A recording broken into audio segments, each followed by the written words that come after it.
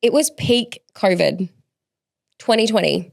The world had gone quiet in a way that felt almost violent. I was sitting up on my bed, late afternoon light coming through the window, my gorgeous Groodle Rupert curled up at my feet, and I was holding a book that had sat on my shelf for 5 years without me touching it. The Alchemist. I don't know what made me pick it up that day, but I did. And I read it in one sitting. And when I closed it, and I remember this so clearly, I whispered one word under my breath. Fuck. Not because it was a bad book, because I knew. I knew in that moment with clarity, a clarity that terrified me, that my life was about to change, that I was about to change, and that there was nothing I could do to stop it. I tried. God, I tried. I attempted to shove that knowing deep into the basement of my mind, lock the door, throw away the key, pretend I hadn't felt it. And it didn't work. The message the book had delivered was this: if I didn't listen to my heart, eventually, one day, it would stop talking to me altogether. And I knew that living like a robot, going through the motions, performing a life that no longer fit, was way worse than the terror of blowing it up. So if you're here watching this video, if you clicked on this title, I already know something about you. You're likely in that moment, or you're close to it, or you've been in it and you're still trying to make sense of the wreckage. You are becoming someone new, and your world, maybe it hasn't gotten the memo yet. That gap between who you're becoming and what's around you is one of the most disorientating, isolating, and misunderstood experiences a woman can go through. And that is what we're going to talk about today. So before we go deep, I want to name what this video is and what it isn't. This is not a video about leaving people behind. It's not about burning your life down or deciding everyone around you is toxic and you need to escape. This is a video about what happens when growth is real, when the shift happening inside you is genuine, and when the world around you is still operating on an older version of you. And I want to be honest with you from the start.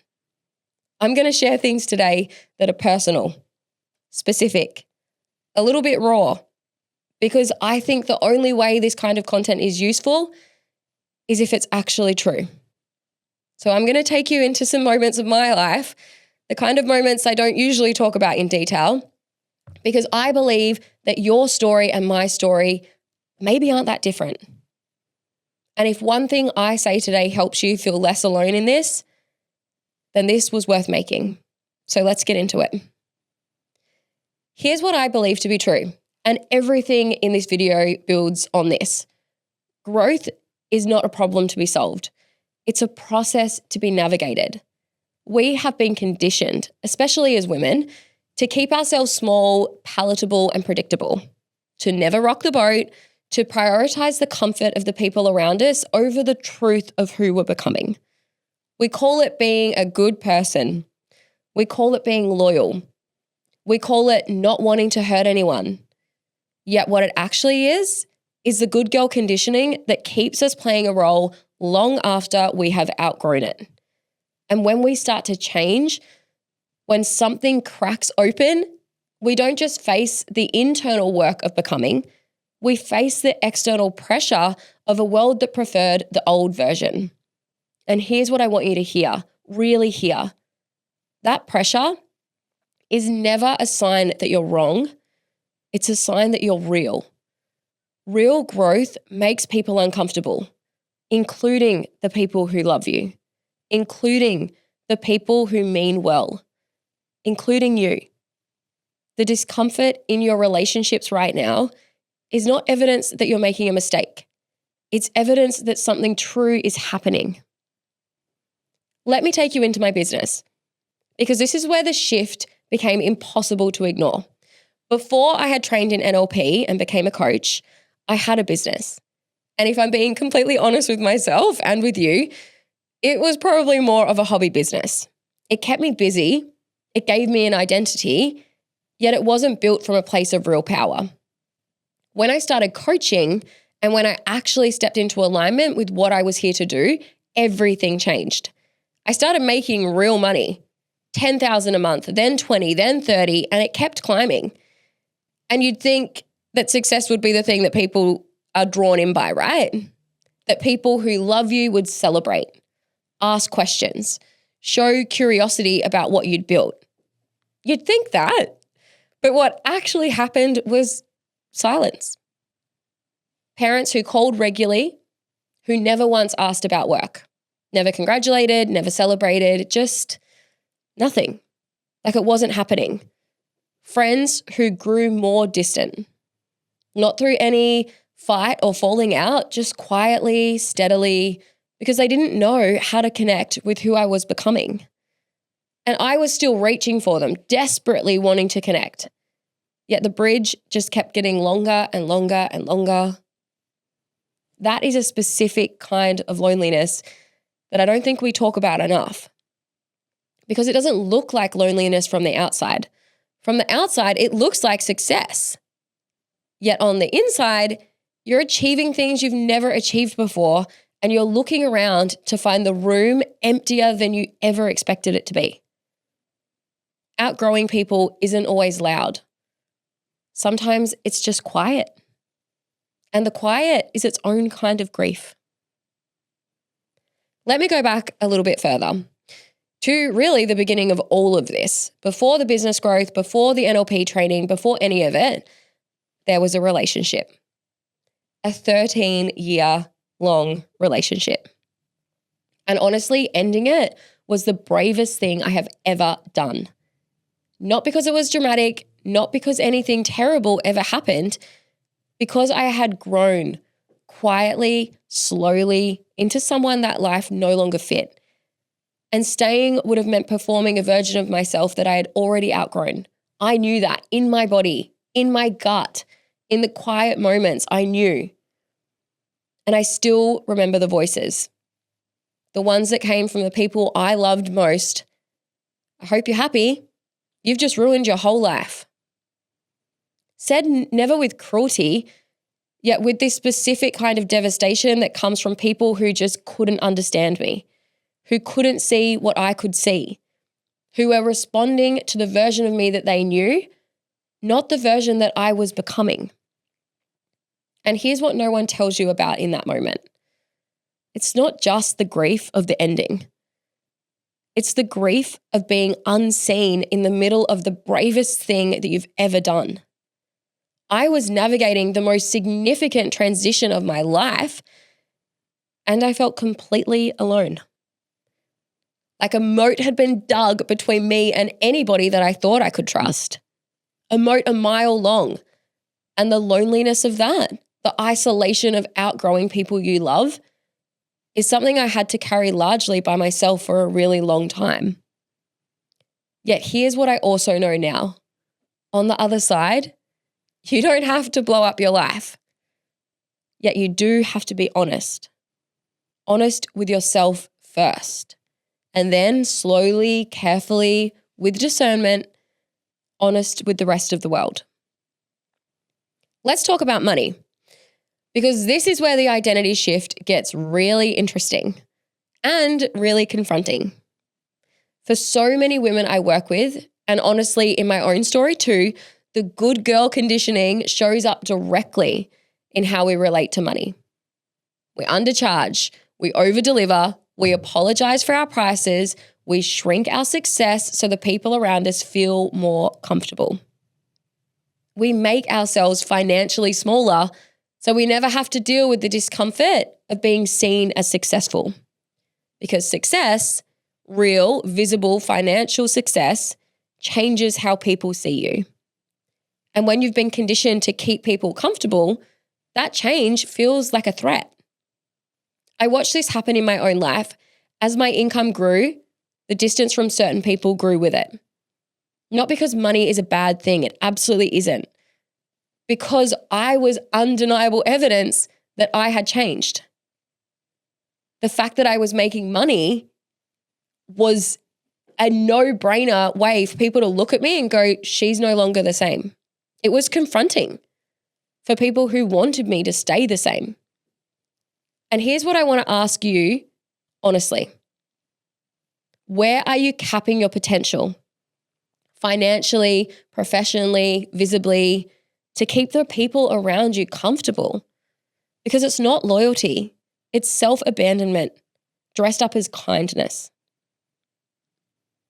Now, whether you're a mother or not, this section is going to be for you because we are all someone's daughter and we have all inherited patterns from the women who came before us. The good girl conditioning doesn't just start with us. It was handed down, passed through generations of women who were taught to be small, agreeable, and grateful for what they were given.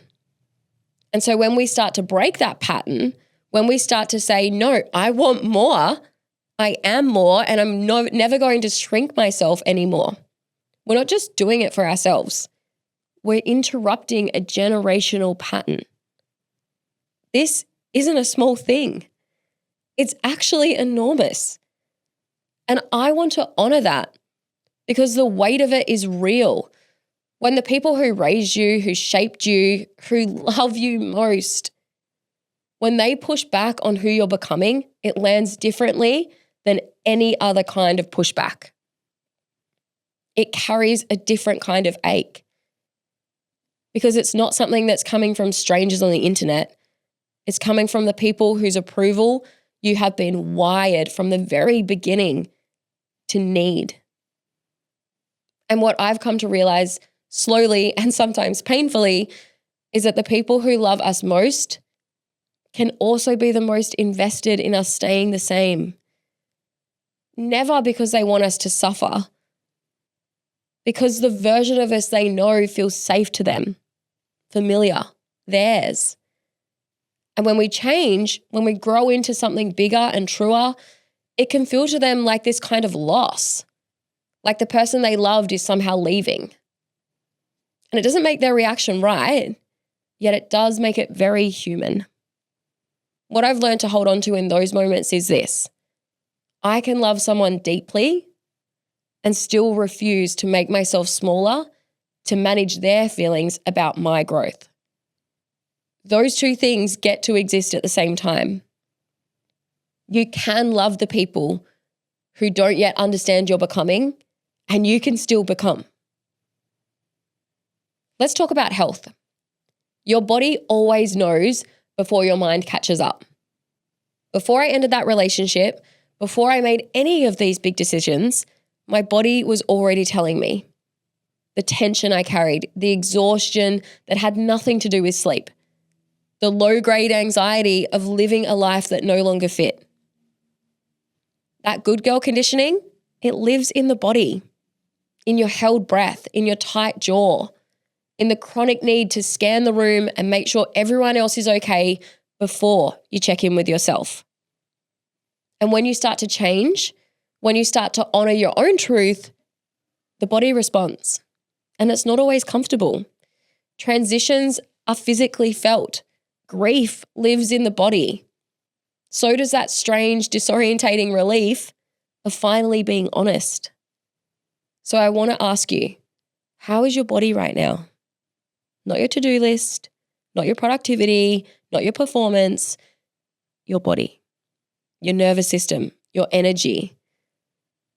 Because if you are in the middle of a growth transition and you're running on empty, white knuckling it, pretending that you're fine, I want to offer you permission to stop pretending. Part of navigating this well is taking care of the body that's carrying it. You cannot think your way through a transition. You have to feel your way through it. Journaling helped me. Moving my body helped me. Physically changing my environment at key moments definitely helped me.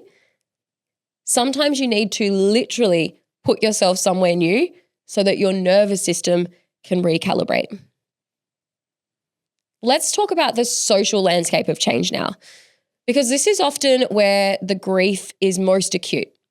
When you grow, your social world shifts. It has to. Not because you've rejected anyone, but because the resonance changes. What you want to talk about changes. What lights you up completely changes. What you find draining changes.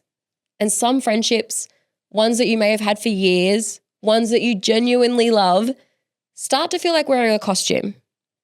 Like you have to play an old version of yourself to maintain them. That is one of the most disorientating parts of the whole process because it feels like a loss. And it is a loss, even when it's the right thing.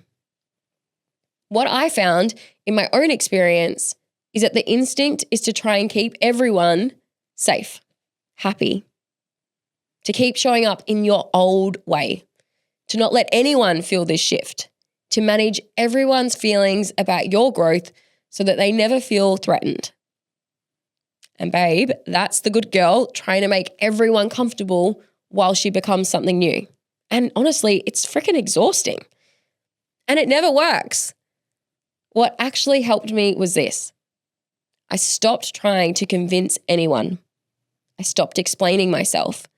I stopped seeking permission from people who couldn't yet see what I could see. I invested in relationships that could hold the version of me that was emerging. Coaches, mentors, communities of women who were also in the process of becoming. You are not responsible for managing other people's discomfort with your growth. You are responsible for your own truth and for moving towards it, even when it's uncomfortable, even when it costs you something. So let's talk about what actually shifts this, because I don't want to leave you in this dissonance. I want to hand you a way through. The core belief that keeps women stuck in this gap between who they're becoming and what's around them is this. If the people around me aren't okay with my growth, then something must be wrong with my growth. That belief keeps you seeking external validation for an internal truth. It keeps you in a holding pattern, waiting for permission that will never come. Waiting for the people around you to catch up before you allow yourself to move forward. The belief that actually sets you free is this. The discomfort in my world is never a signal to stop. It's a signal that something real is happening. Growth is supposed to be uncomfortable for you and for the people around you. The alchemist taught me that if I didn't listen to my heart, eventually it would go quiet. And I truly believe that to be true. I believe we have a finite window in which our soul speaks loudly enough for us to hear it. And I believe that the woman watching this video right now, you, can hear it. And maybe it's only faint right now. Maybe it's been muffled by the noise of everyone else's expectations. Yet it's still there. And it's worth listening to. So what do you actually do when you're in this gap? When you've changed, yet your world hasn't quite caught up yet? Here's specifically what helped me. Here's what I would tell you if you were sitting across from me right now. Number 1, name what's happening. The confusion you feel isn't weakness, it's disorientation. Babe, you're in a transition. That has a name. That is a real thing. You're not falling apart. You're just reorganizing. There's a huge difference. Number 2, stop explaining yourself to people who aren't ready to understand. I have wasted an enormous amount of energy attempting to make the people around me understand why I was changing. And they couldn't. Not because they were bad, because they were seeing me through the lens of who I had been. You don't owe anyone an explanation for your growth. You owe them your honesty, never your justification. Number 3, get support that matches where you're going, never where you've been. This was the single most important thing that I did. Coaching and investing in my own development, surrounding myself with women who were also in the process of becoming something more. Your current environment was built for your old self. Your next chapter is going to require a new environment. Number 4, journal your way through it. I'm a big writer. Get the noise out of your head and onto the paper. Ask yourself, who am I becoming? What do I actually want? What am I afraid of losing? What would I do if I wasn't afraid? The answers may not all come at once, yet they will eventually come. 5, trust the discomfort. Every time it feels hard, every time someone pushes back, every time you question whether you're doing the right thing, come back to this. The discomfort is the growth. It means that it's working. It means that it's real. You never have to blow up your life. You do have to be honest. Honest with yourself first, and then step by step, honest with the world. And that honesty is never cruelty. It is the kindest thing that you can do for yourself and ultimately for everyone around you. If you've watched this far, something in this video landed for you. And I don't think that's an accident. So I want to invite you to take one next step. I offer free discovery calls, a real conversation, just the two of us, where you and I get to discuss where you are right now and where you want to go and what might be in the way. No pressure, just clarity. Because sometimes the most powerful thing isn't more content. It's one honest conversation with someone who can actually see you. You'll find the link for that down in the description. And if something in you is saying yes, just trust it. Book the call. And if you're not quite ready yet, that's okay too. You can subscribe because there's more of this coming. Share this video with a woman you know who's in the middle of her own becoming. She needs to know that she's never alone. And I'll see you in the next video.